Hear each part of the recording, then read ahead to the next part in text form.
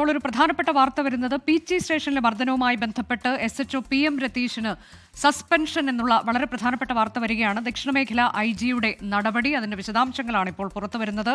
ഇപ്പോൾ കടവന്ത്ര SHO ആണ് PM Ratheesh. Shafeed റാവുത്തറുണ്ട്. Shafeed, ഇന്നിപ്പോൾ ഇതിന്റെ കാര്യങ്ങളെക്കുറിച്ചൊക്കെ മുഖ്യമന്ത്രി വിശദീകരിക്കുന്നുണ്ടായിരുന്നു. ഇപ്പോൾ ഒരു വകുപ്പ് തല നടപടി എന്ന തരത്തിലേക്ക് രതീഷിന് സസ്പെൻഷൻ, വിവരങ്ങൾ?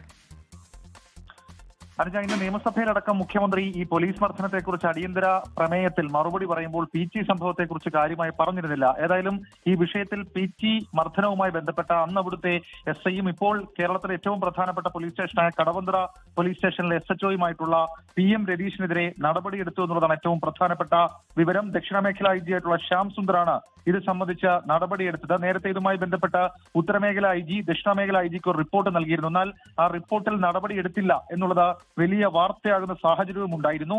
ഏതായാലും അതടക്കമുള്ള സാഹചര്യം ആ രീതിയിൽ നിലനിൽക്കുമ്പോഴാണ് ഇപ്പോൾ ഈ പീച്ചി മർദ്ദനവുമായി ബന്ധപ്പെട്ട് ഈ PM രതീഷിന് എതിരെ നടപടി വരുന്നത്. 2023 മെയ് 24-ന് തൃശൂർ പട്ടിക്കാട് ലാലീസ് ഹോട്ടൽ മാനേജരെയാണ് പീച്ചി SI ആയിരുന്ന PM രതീഷ് മർദ്ദിച്ചത്. ഹോട്ടൽ മാനേജർ KP ഔസേപ്പിനെയും മകനെയും മർദ്ദിച്ചു. അതൊരു പരാതി അടക്കം, അതായത് ഹോട്ടൽ ഭക്ഷണം കഴിക്കാനെത്തിയ ആൾ നൽകിയ വ്യാജ പരാതിക്ക് പിന്നാലെയായിരുന്നു മർദ്ദനം. സ്റ്റേഷനിൽ കൊണ്ടുവന്ന കൈകൊണ്ട് ആഞ്ഞ് മർദ്ദിക്കുന്നതടക്കം, കവിളിൽ മർദ്ദിക്കുന്നതടക്കമുള്ള കാര്യങ്ങൾ, ദൃശ്യങ്ങൾ പുറത്തു വന്നിരുന്നു.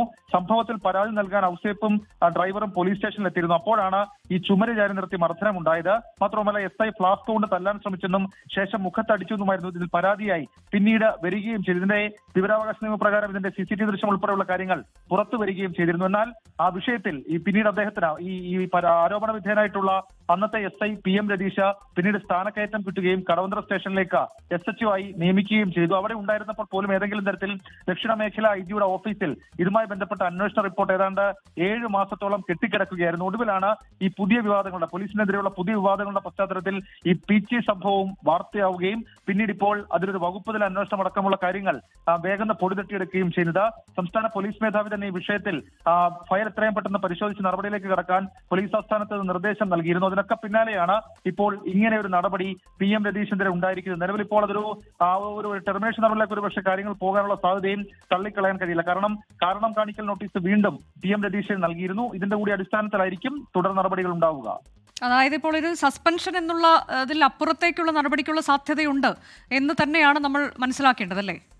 അനുജ, അങ്ങനെ തന്നെയുള്ളൊരു നീക്കം ഇതുമായി ബന്ധപ്പെട്ട് വരുന്നുണ്ട്. കാരണം കഴിഞ്ഞ ദിവസവും പോലീസ് ആസ്ഥാനത്ത് ചേർന്ന അനൌദ്യോഗിക യോഗത്തിൽ സംസ്ഥാന പോലീസ് മേധാവി റവാഡ ചന്ദ്രശേഖർ നിലവിൽ ഇപ്പോൾ പോലീസ് സേനയ്ക്ക് നാണക്കേടായി ദൃശ്യങ്ങളടക്കം പുറത്തു വന്നിരിക്കുന്ന സംഭവത്തിൽ മുഖം നോക്കാതെ നടപടി, കർശനമായ നടപടി എന്നുള്ള നിർദ്ദേശം നൽകിയിട്ടുണ്ട്. മാത്രമല്ല ഒരു തെരഞ്ഞെടുപ്പ് വർഷം കൂടിയാണ്. നിലവിൽ ഇപ്പോൾ ഈ പുറത്തു വന്നിരിക്കുന്ന ദൃശ്യങ്ങളിലെങ്കിലും നടപടി പൂർണ്ണ അർത്ഥത്തിലുള്ള ഒരു നടപടി എടുത്തിട്ടില്ലെങ്കിൽ സ്വാഭാവികമായും അത് പോലീസിന് നിയമസഭയിൽ നമ്മൾ കണ്ടതുപോലെ തന്നെ പോലീസിനെ പൊതുവഴിയിലടക്കം ചോദ്യം ചെയ്യുന്ന രീതിയിലേക്ക് കാര്യങ്ങൾ പോവും എന്നുള്ള ആശങ്ക അതുണ്ട്. മാത്രമല്ല പ്രതിപക്ഷം അതിനെ രാഷ്ട്രീയ ആയുധമാക്കി ഇതിനോടകം തന്നെ ഉയർത്തിയിട്ടുമുണ്ട്. ഇന്നും പ്രതിപക്ഷ നേതാവ് VD സതീശൻ അടിയന്തര പ്രമേയ ചർച്ചയിൽ സംസാരിക്കുമ്പോൾ അദ്ദേഹം പറഞ്ഞ കാര്യം ഇവർക്കെതിരെ സസ്പെൻഡ് ചെയ്ത് മാറ്റി നിർത്തുകയല്ല, പകരം കടുത്ത നടപടി വേണം എന്നുള്ള ആവശ്യമാണ് പ്രതിപക്ഷം ഉന്നയിക്കുന്നത്. സ്വാഭാവികമായും തെരഞ്ഞെടുപ്പ് വർഷമടക്കം മുന്നിൽ കണ്ടുകൊണ്ട് അങ്ങനെയുള്ള നടപടികളിലേക്ക് കടക്കാൻ തന്നെയാണ് സാധ്യത. ലോകത്തെവിടെയായാലും ഏത് സമയത്തും 24 വാർത്തകളും ഓഗ്മെന്റഡ് റിയാലിറ്റി പാക്കേജുകളും എക്സ്പ്ലെയിനറുകളും വിശദമായി കാണാൻ ഞങ്ങളുടെ YouTube ചാനൽ നിങ്ങൾക്ക് സബ്സ്ക്രൈബ് ചെയ്യാം.